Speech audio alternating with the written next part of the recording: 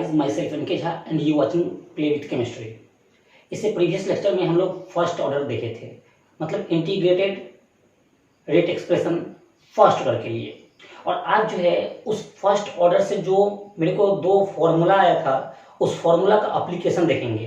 Problem कुछ लिए हैं, पहले उस प्रॉब्लम को हम लोग सॉल्व करते हैं, उसके बाद हम लोग आगे बढ़ेंगे। ओके, तो देखते हैं।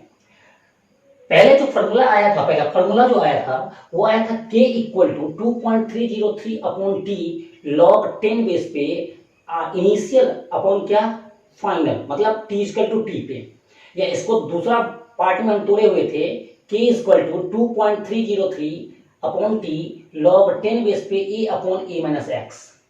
और उसी फर्स्ट ऑर्डर का जो हाफ लाइफ आया था टी हाफ 0.693 अपॉन के, या आप इसको इस फॉर्मेट में भी रख सकते हो, T half equal to 2.303 into 0.3010 upon K. इस फॉर्मेट में रखने का मकसद क्या है? तो इस फॉर्मेट में रखने का मकसद सिर्फ और सिर्फ केवल और केवल इतना ही है कि हमको प्रॉब्लम सॉल्व करने में आसानी होगी। ठीक है, कैलकुलेशन आराम से कट जाएगा। कभी कभी ऐसा प्रॉब्लम होता है जो आराम से ऐसे फॉर्मेट में रखे तो क्वेश्चन इजी ढंग से बन जाएगा। तो हम लोग पहले क्वेश्चन को देख लेते हैं। देखिए, जब भी फर्स्ट ऑर्डर काइनेटिक्स में आपको परसेंटेज का बात किया हो तो आप इनिशियल 100% ले लेना, और अगर आपको हाफ, 3/4, 1/4 इस तरह का चर्चा किया है तो इनिशियल आप ए लेना या 1। ठीक है, तो इस तरह से अगर करोगे तो आपको आसानी से क्वेश्चन बन जाएगा। देखिए, पहला क्वेश्चन को हैंडल करते हैं। कहता है क्या कि एक first order reaction is 75% complete in 60 minute, मतलब 75% एक फर्स्ट ऑर्डर रिएक्शन है जो 75% 60 मिनट में कंप्लीट होता है। Find the half life of this reaction. तो चलो पहले हम लोग देखते हैं। हम लोग जानते हैं क्या होता है भाई, k इक्वल टू 2.303 अपॉन कितना टी लॉग 10 बेस पे a अपॉन कितना a माइनस एक्स। ठीक है, अब देखिए यहां से पहले k निकाल लो। k इक्वल टू 2.303 और टाइम कितना दे दिया है 60 मिनट, तो यहाँ 60 दे दिए लॉग 10 बेस पे। अब बताओ यहाँ परसेंटेज का बात है। जब भी अपन परसेंटेज का क्वेश्चन को बनाए तो इनिशियल हम लोग 100% मान लेंगे। ऊपर कितना हो गया 100% अपॉन 100% तो था ही, अब कितना परसेंट क्या हो रहा है कंप्लीट हो रहा है, तो 75% माइनस 75। क्लियर। और इसको अपन सॉल्व करें तो k इक्वल टू 2.303 अपॉन कितना 60 लॉग 10 बेस पे 100 अपॉन 25, और ये कितना हो गया 4। ठीक है, और इसको सॉल्व करें तो k equal to 2.303 upon 60 log 10 base पे 2 का स्क्वायर लिखते हैं, 4 बचेगा तो।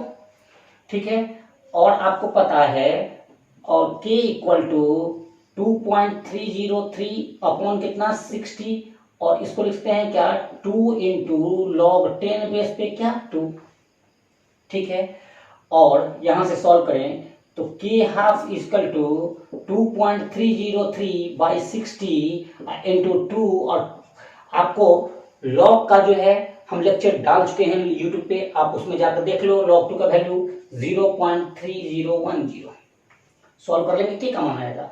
अब चूंकि हम लोग जानते हैं, चूंकि टी हाफ जो होता है वो क्या होता है 0.693 0.693 और अपॉन कितना की, या तुम इसको ऐसे लिखते हो 2.303 इंटू 0.3010, इस 0.693 को, और k के जगह में ये लिख लीजिए। देखिए कितना आसानी से हो गया 2 इंटू 0.3010 और अपॉन कितना 60। ये गया और ये गया, ऊपर ये 60 भाग जाएगा तो क्या हो जाएगा भाई, टी हाफ जो निकल जाएगा वो कितना हो जाएगा 60 और अपॉन कितना 2, दैट इज इक्वल टू कितना 30 मिनट।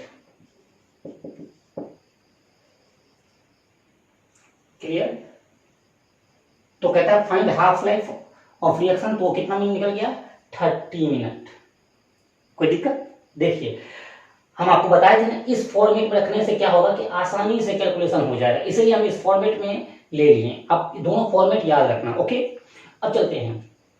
दूसरा क्वेश्चन क्या कह रहा है भाई, दूसरा क्वेश्चन कह रहा है कि a first order reaction is 15% complete in 20 minute. फिर वही बात, K इक्वल टू 2.303 अपॉन कितना T log 10 बेस पे। चलो भाई 15% का बात किया तो इनिशियल कितना लेंगे 100 और अपॉन कितना हो जाएगा 100 माइनस कितना 15 कंप्लीट।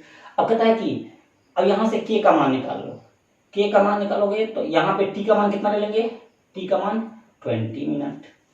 अब इसको सॉल्व कर लो, K इक्वल टू 2.303 अपॉन कितना 20 log 10 बेस पे और 100 और अपॉन इसमें से जाएगा तो कितना हो जाएगा भाई 85।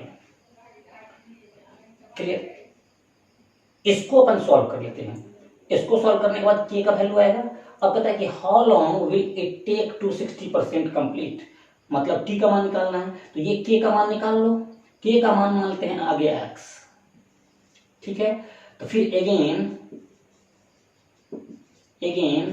K इक्वल टू 2.303 अपॉन अब कितना पे अपन T निकालना ही है, कितना परसेंट कंप्लीट होता है 60%, तो log 10 बेस पे 100 ऊपर 100 माइनस क्या 60 कर देंगे, ठीक है।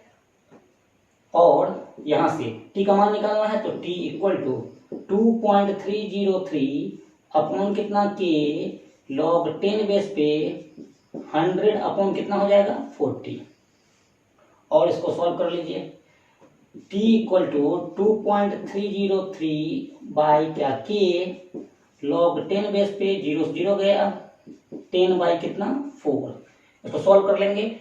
अब यहाँ पे अपन ये कर सकते हैं ना, T 60% में निकालना है 60% कंप्लीट में, तो अब 2.303 और देखिए जो x का वैल्यू आएगा, x का वैल्यू ये K बराबर हम x, तो K का वैल्यू जो है x निकाले थे तो यहाँ पे x वैल्यू रख देंगे और क्या हो जाएगा log 10 बेस पे 10 अपॉन 4। सॉल्व कर लेंगे, जो वैल्यू होगा वही आंसर होगा।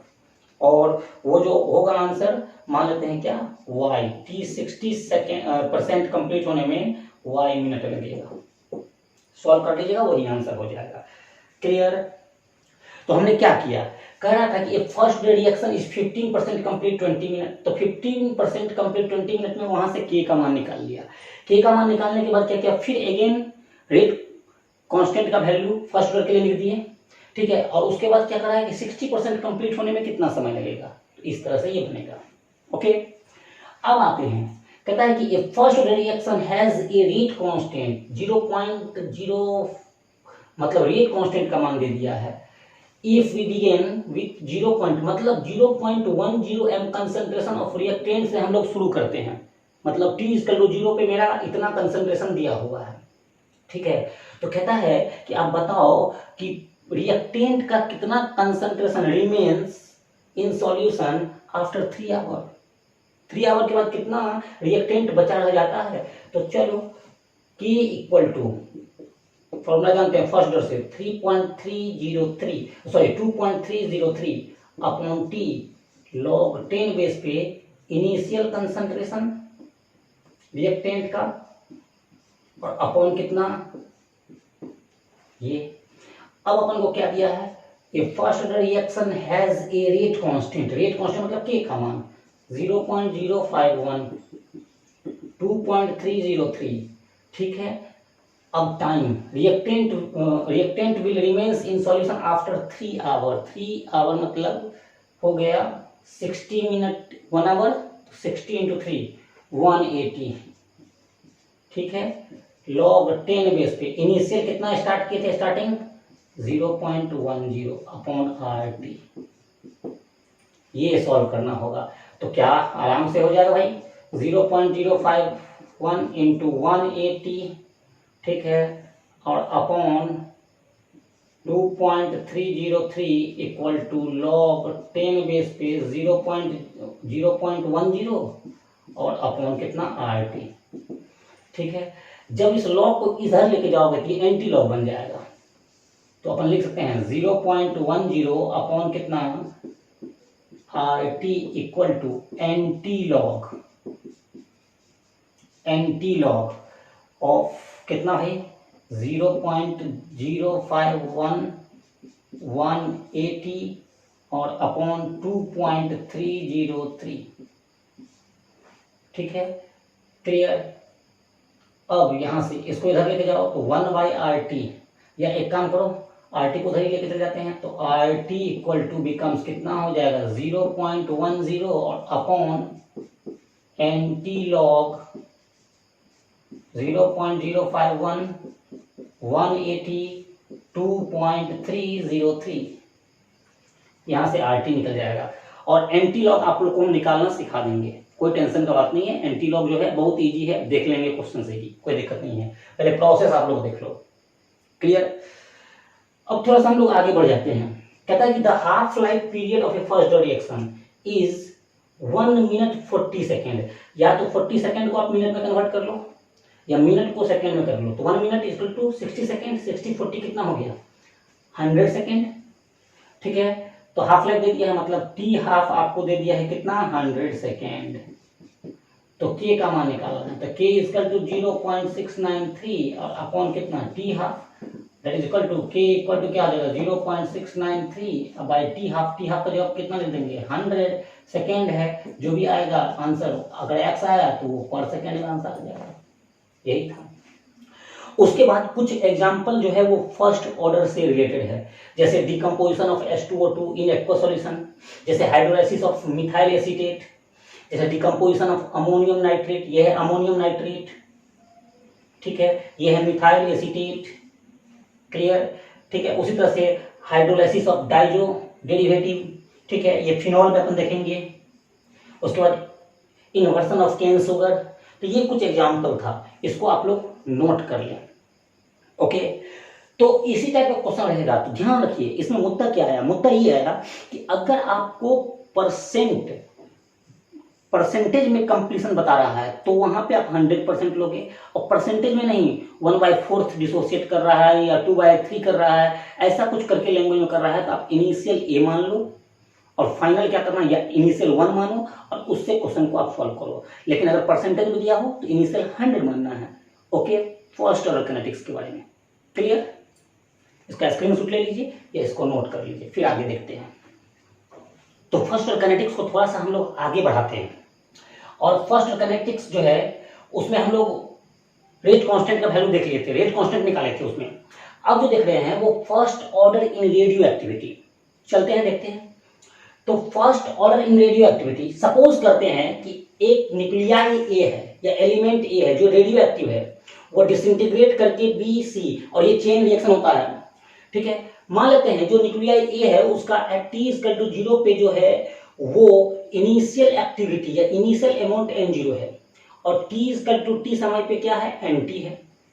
ठीक है, ये हो गया activity of element at time t, और इसको बोलते हैं क्या इनिशियल एक्टिविटी।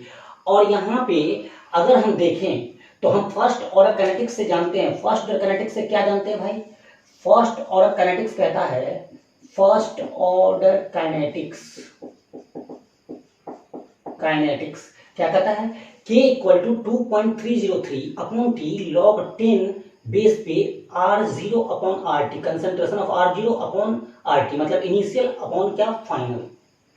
अगर इसको कोरिलेट करके यहां से लिखें तो लेमडा इक्वल टू फॉर्मूला जो बन जाएगा 2.303 अपॉन टी लॉग 10 बेस पे इनिशियल कितना माने थे n0। ठीक है, कोरिलेट कर दिए और यहां पे क्या हो गया nt। देखिए पहले इक्वेशन को लेके दूसरा इक्वेशन हम बना दिए। ठीक है, और हम जानते हैं k को हम इस फॉर्म में भी लिखे थे 1/t ln, ठीक है, ln या log e बेस पे ले लीजिए, log e बेस पे इनिशियल R0 अपॉन कितना RT, ऐसे लिखते हैं। इसका मतलब लैम्डा चेंज होगा, और यहां से लैम्डा इक्वल टू इसको ऐसे लिखते हैं 1/t log e बेस पे n0 अपॉन कितना nt। अब देखिए थोड़ा सा ऐसे भी लिख सकते हैं इसको। सो यहां से हम लोग कह सकते हैं जितने भी रेडियो एक्टिव डिसइंटीग्रेशन होंगे, जितने भी रेडियो एक्टिव डिसइंटीग्रेशन होंगे वो फॉलो करेंगे फर्स्ट ऑर्डर काइनेटिक्स को। फॉलो करेंगे क्या? First order. Radio active disintegration जो होगा वो फॉलो करेगा फर्स्ट ऑर्डर काइनेटिक्स को। वहां पे क्या था? के था रेट कांस्टेंट, यहाँ पे लैम्डा क्या है? डीके कांस्टेंट या डिसइंटीग्रेशन कांस्टेंट। n0 क्या था? इनिशियल एक्टिविटी और कह सकते हैं इनिशियल अमाउंट, और nt जो था वो activity of element at time क्या t, और रिमेनिंग अमाउंट जो बचा हुआ होगा डिसइंटीग्रेशन के बाद जो बचा होगा। ठीक है, तो अब हम इसको थोड़ा सा और दूसरे फॉर्मेट में लेके जाएं। चूंकि हम लोग जानते हैं चूंकि लैम्डा इक्वल टू जो होता है 1/t, ठीक है, लॉग ई बेस पे n0 अपॉन क्या nt, कॉमन लॉगरिथम को छोड़ के क्या नेचुरल पे आ गए हैं। अब इसको और सॉल्व करें, और लैम्डा t इक्वल टू, ठीक है, लॉग ई बेस पे n0 अपॉन कितना nt, आपको पता है। ठीक है, इसको रिवर्स मारो, जब इसको रिवर्स मारोगे तो यहां से हो जाएगा lambda t equal to minus log E base पे, ऊपर जाएगा तो माइनस साइन हो जाएगा। देखिए एनटी को ऊपर ले गए, n0 को नीचे ले गए, तो साइन कैसा? माइनस। इस माइनस को इधर लेके आ जाओ, minus lambda t equal to क्या हो जाएगा? लॉग ई बेस पे एन टी अपॉन कितना n0। ठीक है, अब इसीलिए चूंकि आप लोग जानते हैं चूंकि क्या होता है लॉग ए बेस पे n इक्वल टू क्या x, तो आपको फॉर्मूला बताए थे, देखिए जाके, आपको यूट्यूब पे लेक्चर डाला हुआ है उसमें जाकर देख लीजिए। a to the power x equal to क्या n, इसको इस फॉर्म में लिख सकते हैं, तो इस फॉर्म में लिख सकते हैं। तो चलो भाई log E to the power, इसका मतलब हम लोग कह सकते हैं, इसीलिए हम लोग कह सकते हैं यहाँ से एन टी अपॉन n0 जो होगा वो ई टू द पावर माइनस क्या लैम्डा टी। सो आ गया फॉर्मूला, क्या आ गया भाई? यहां से कह सकते हैं एन टी जो होगा अपॉन क्या n0 equal to e to the power क्या minus lambda T. Very very important result, इससे क्वेश्चन बनेगा। क्लियर? तो ये एक इंपॉर्टेंट रिजल्ट इसमें आ गया, और ये हो गया half life of A radio active element,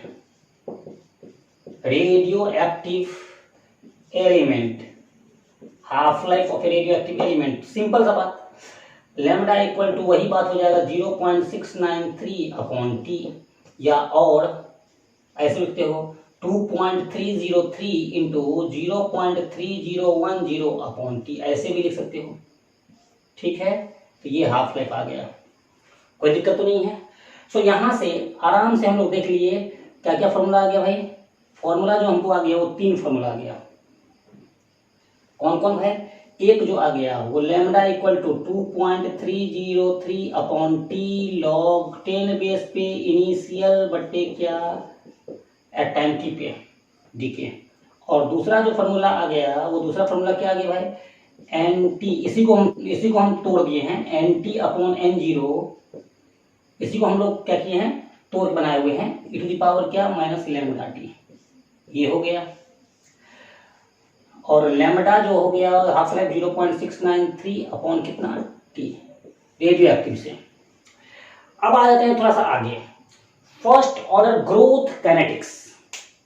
first growth kinetics का मतलब क्या हो गया? अभी तक क्या देख रहे थे कि जो रिएक्टेंट था वो टाइम के साथ उसका कंसंट्रेशन क्या हो रहा था? घट रहा था।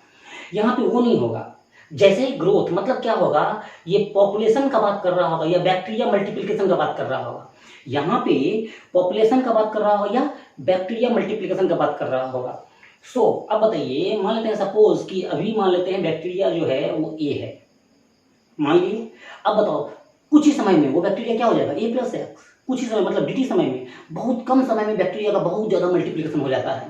तो इसीलिए यहाँ पे फर्स्ट ऑर्डर ग्रोथ काइनेटिक्स, ठीक है, तो लिखा हुआ है it is use for population growth and bacteria multiplication. Okay, और आप लोग ध्यान दें ग्रोथ रेट जो होता है वो directly proportional to present population, जो भी होगा प्रेजेंट। मान लेते हैं क्या, अगर टाइम 0 है तो इसका पॉपुलेशन जो था वो ए था। क्लियर? अब बताइए रिएक्टेंट में तो क्या हो रहा था? डिकम्पोज डिसोसिएट कर रहा था, डिसअपियरेंस हो रहा था, लेकिन यहाँ पे क्या होगा? ग्रोथ होगा। ग्रोथ मतलब क्या? ऐड होगा कुछ।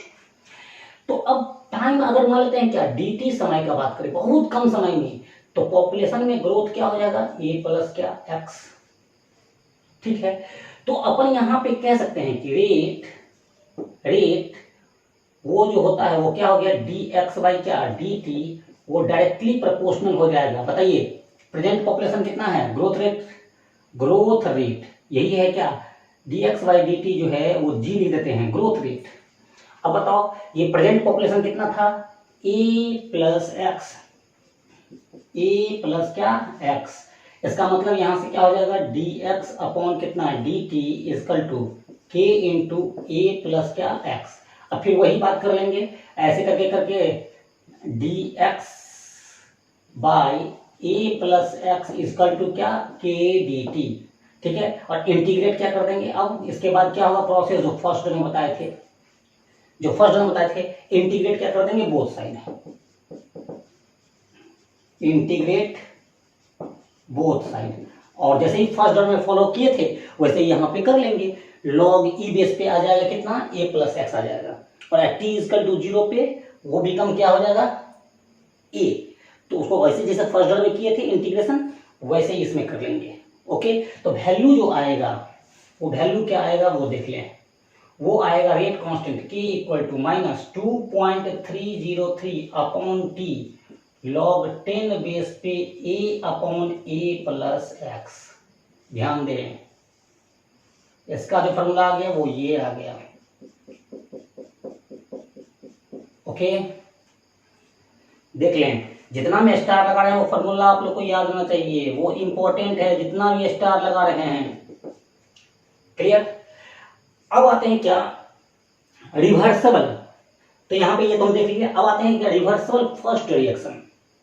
रिवर्सिबल फर्स्ट रिएक्शन में क्या है देख लीजिए, ये आर से रिएक्टेंट से प्रोडक्ट में कन्वर्ट हो रहा है, K1 मतलब रेट कांस्टेंट जो है, ये रेट कांस्टेंट क्या हो गया भाई, रेट कांस्टेंट किसके लिए, फॉरवर्ड के लिए, फॉरवर्ड रिएक्शन।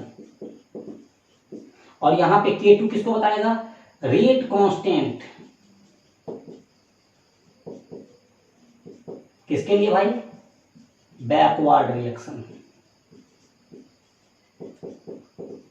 ध्यान दे, अब जब ये इक्विलिब्रियम मतलब रिवर्सिबल, अभी इक्विलिब्रियम की बात नहीं कर रहे, रिवर्सिबल की बात कर रहे हैं, तो रिवर्सिबल है इसका मतलब यहाँ पे रेट कांस्टेंट ये क्या हो गया, फॉरवर्ड रिएक्शन, और रेट कांस्टेंट ये भी क्या होगा, बैकवर्ड रिएक्शन। फॉरवर्ड रिएक्शन किसको फॉलो करेगा, फर्स्ट ऑर्डर को, और बैकवर्ड रिएक्शन किसको फॉलो कर रहा है, फर्स्ट ऑर्डर को।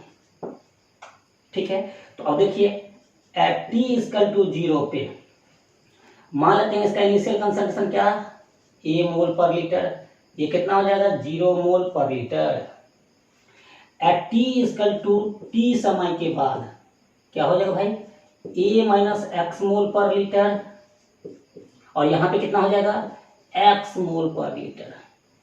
लेकिन at T equal to T equilibrium के बाद तो ए माइनस क्या एक्स ई मोल पर लीटर। यहाँ एक्स ई का मतलब क्या हो गया, ये एक्स जो है वो क्या है, इक्विलिब्रियम स्टेट का है, तो यहाँ पे बनेगा क्या एक्स ई मोल पर लीटर। क्लियर। अब यहाँ पे क्या है, फॉरवर्ड और बैकवर्ड दोनों को क्या करेंगे, ऐड कर लेंगे, तो K1 plus K2 which equal to जो आएगा 2.303 अपॉन टी लॉग 10 बेस पे एक्स ई अपॉन एक्स ई माइनस क्या एक्स ई upon x E minus x. Clear. तो हम लोग अभी क्या देखें, 3 देखें। पहला देखिए क्या, फर्स्ट ऑर्डर जो होता है वो क्या, रेडियो एक्टिविटी में, और यहाँ पे क्या बात निष्कर्ष निकला था कि रेडियो एक्टिव जितना भी डिसइंटीग्रेशन होगा, रेडियो एक्टिव डिसइंटीग्रेशन वो किसको फॉलो करेगा, फर्स्ट ऑर्डर को फॉलो करेगा। क्लियर। और उसके बाद जो है, उसके बाद हम लोग क्या देखें, फर्स्ट ऑर्डर ग्रोथ काइनेटिक्स। इसमें क्या देखें, इसमें क्या हो रहा है कि ग्रोथ रेट जो होता है वो डायरेक्टली प्रोपोर्शनल टू क्या, प्रेजेंट पॉपुलेशन। क्लियर। उसके लिए फॉर्मूला ये आ गया। उसके बाद देखें क्या, reversible first order reaction. Reversible first order में क्या था, K1 K2 ले लिए थे और दोनों का सम जो हो गया वो ये फॉर्मूला आ गया। क्लियर। तो आप लोग इसको, इसका स्क्रीनशॉट ले लें या इसको नोट कर लें। ओके। क्लियर। तो अब हम लोग थोड़ा सा आगे बढ़ जाते हैं, देखते हैं इंटीग्रेटेड रेट लॉ जो है वो सेकेंड ऑर्डर के लिए। ठीक है, इंटीग्रेटेड रेट लॉ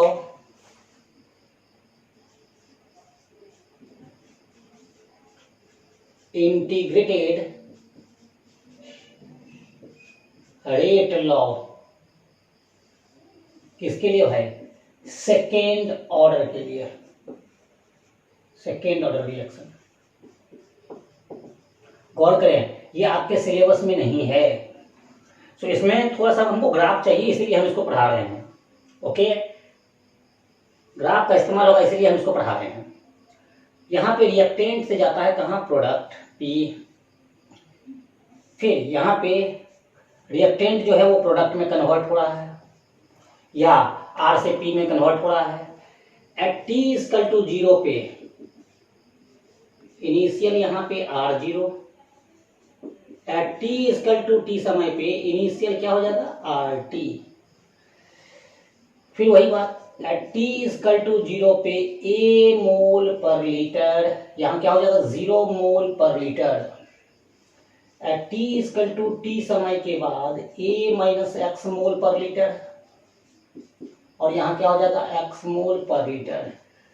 चलो भाई, इनिशियल कंसंट्रेशन लेट यहाँ पे मान लेते हैं, let initial concentration equal to what? A mole per litre, और mole per litre equal to what? Concentration.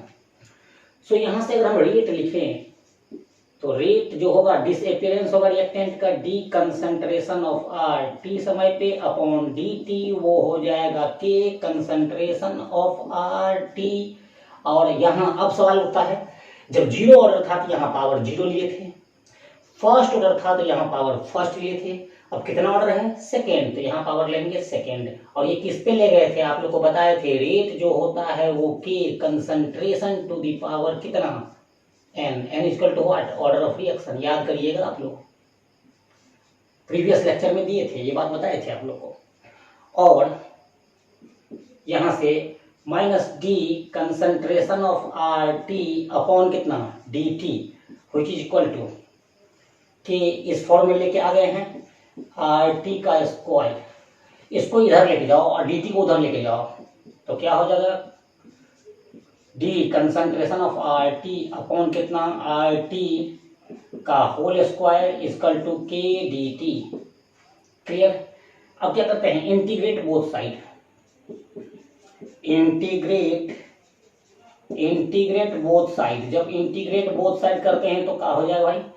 यहाँ पे और integration minus D concentration of क्या? आर टी अपॉन कितना? आर टी का square equal to K D T integration में।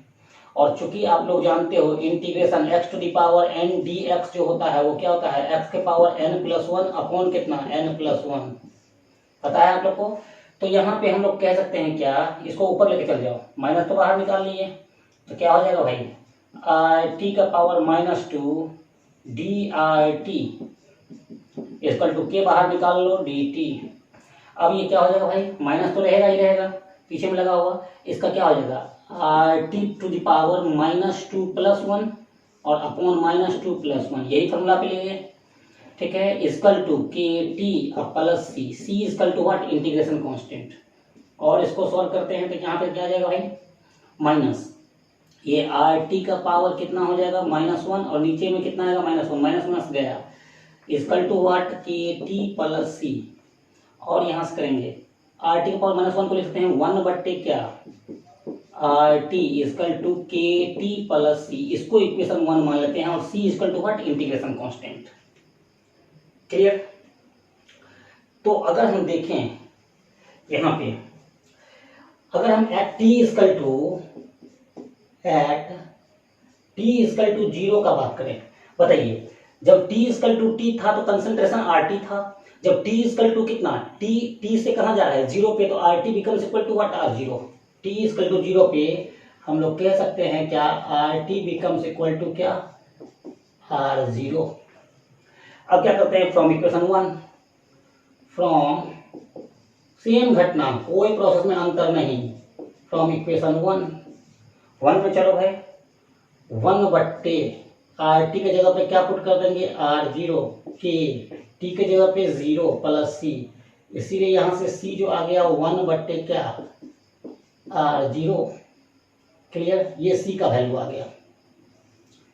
Putting the value of C in equation 1, putting the value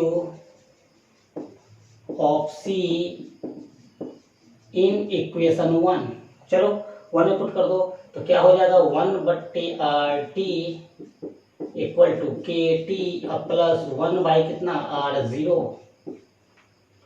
और यहां से कह सकते हैं KT बिकम्स इक्वल टू, ये इधर जाएगा तो 1 अपॉन कितना RT माइनस 1 अपॉन कितना R0, इसीलिए यहां से K का जो रिलेशन आ गया 1/T, क्या आ गया भाई 1 upon concentration of R0 sorry RT minus 1 upon concentration of R0, ये आ गया।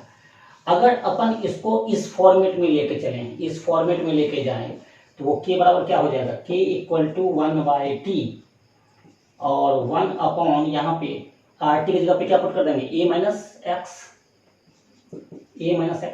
देखिए R0 की जगह पे हमको पुट करना है क्या A, और RT की जगह पे क्या पुट करना है A minus x minus 1 upon A, ये हो गया। ठीक है, हाफ लाइफ, अब हम लोग हाफ लाइफ निकाल लेते हैं। हाफ लाइफ किसके लिए, फॉर सेकेंड ऑर्डर रिएक्शन। ये सिलेबस में नहीं है, इसमें फोकस ज़्यादा नहीं करना है, कुछ इक्वेशंस वगैरह को ध्यान रखेंगे, ग्राफ को ध्यान रखेंगे। सेकेंड ऑर्डर रिएक्शन, ठीक है। फिर वही बात, रिएक्टेंट जाता है कहाँ पे प्रोडक्ट, फिर रिएक्टेंट जाता है कहाँ पे product. At T equal to 0 पे ये कितना था भाई R0, at T equal to T half का अगर बात करें तो ये कितना हो जाएगा R0 अपॉन 2। यहाँ पे क्या है T इक्वल टू 0 पे ये A मोल पर लीटर, ये 0 mole per litre. At T equal to T समय पे क्या हो जाएगा A माइनस A/2 टूट जाएगा आधा, हाफ लाइफ। तो यहाँ पे T हाफ कर दीजिए, यहाँ भी T हाफ कर दिए हैं, और यहाँ पे बनेगा कितना A/2 मोल पर लीटर। काइनेटिक्स में आ जाओ, क्या है भाई K इक्वल टू 1/T, यहाँ पे था 1 अपॉन RT की जगह पे क्या पुट कर दोगे RT की जगह पे R0/2, यहाँ पे T हाफ ले लीजिए, जब हाफ लाइफ लेंगे तो माइनस 1 अपॉन कितना R0। इसको सॉल्व कर लो तो कहा आ जाएगा भाई T हाफ को इधर लेके आइए 1 अपॉन K, ये 2 अपॉन कितना हो जाएगा R0 माइनस 1 अपॉन कितना कंसंट्रेशन ऑफ R0। सो यहाँ से निकल जाएगा कितना T हाफ जो आ जाएगा वो आ जाएगा 2 में से एलसीएम तो यही हो गया, तो 1 अपॉन K और क्या हो गया R0, T हाफ जो आया। इसको इस फॉर्मेट में लेके चल जाए, इस फॉर्मेट में लेके जाएंगे तो क्या हो जाएगा भाई T half equal to A 1 upon K, A 1 upon क्या K A। देखिए यहाँ पे K कांस्टेंट है, यहाँ पे हो गया T हाफ जो होगा वो 1 अपॉन कितना A, 1 अपॉन कितना A। तो अगर इसी तरह से गौर करिएगा, सेकेंड के लिए ये आ गया, सेकेंड के लिए क्या आया T हाफ जो आया वो 1 अपॉन A आया, तो थर्ड के लिए T हाफ क्या आ जाएगा T हाफ जो आएगा 1 अपॉन A² आएगा, थर्ड के लिए एक घट रहा है, तो फोर्थ के लिए क्या आ जाएगा T half directly proportional 1 power cube. Fifth के लिए क्या हो जाएगा तो T हाफ जो होगा वो डायरेक्टली 1 पावर 4, इसीलिए सो ऑन कहाँ तक जाएंगे T nth के लिए निकालें तो nth के लिए T हाफ जो होगा वो directly 1 upon A to the power कितना n-1, फॉर्मूला बन गया हाफ लाइफ का फॉर्मूला। इसीलिए हम लोग पढ़े थे क्या सेकेंड रिएक्शन। अब गौर करिएगा, थोड़ा सा ग्राफ देख लेते हैं। ग्राफ, चलिए भाई graph in between rate versus क्या कंसंट्रेशन। चलो यहाँ पे लेते हैं क्या रेट एक्सिस, और यहाँ पे लेते हैं कंसंट्रेशन का पावर कितना था, यहाँ पे रेट वर्सेस, तो रेट कंसंट्रेशन पावर 2 था, तो 2 मतलब rate directly proportional to concentration का पावर कितना, रेट वर्सेस कंसंट्रेशन। तो अब ये क्या हो जाएगा, स्ट्रेट लाइन। ठीक है, क्योंकि हम लोग जानते थे कि rate directly proportional to concentration का पावर कितना, 2। और उसी तरह से graph in between T half versus concentration, T half versus concentration, इसमें जो आया है, अगर देखें ये टी हाफ है और यहाँ पे क्या कंसंट्रेशन लेते हैं, तो कंसंट्रेशन की जगह पे आप डायरेक्ट ले लो 1/a के बीच में देख लेते हैं, ये भी क्या होगा, स्ट्रेट लाइन। अगर 1/a के बीच में नहीं देखें, सिर्फ a के बीच में देखें, तो टी हाफ यहाँ a रेक्टेंगुलर हाइपरबोला, कोई दिक्कत। ठीक है, तो आई होप कि आप लोग इसको समझ गए होंगे। इसका स्क्रीनशॉट बाद में ले लीजिएगा। क्लियर, घर पे रहें, सुरक्षित रहें, बढ़िया से पढ़ें, इसको बढ़िया से नोट कर लें, फिर कॉपी तैयार करें। और 117 क्वेश्चन भेजे हैं, शायद 117 क्वेश्चन आप लोग को भेज चुके हैं, 117 और कुछ और क्वेश्चन भेजे थे। सब क्वेश्चन को सॉल्व करें, घर पे रहें, सुरक्षित रहें, और मेरे चैनल को लाइक, शेयर एंड सब्सक्राइब जरूर करें। ठीक है, और हम भी यहाँ मस्ती में हैं, आप लोग भी वहाँ मस्ती में रहें, खूब पढ़ें। बाय, टेक केयर, मिलते हैं नेक्स्ट लेक्चर में।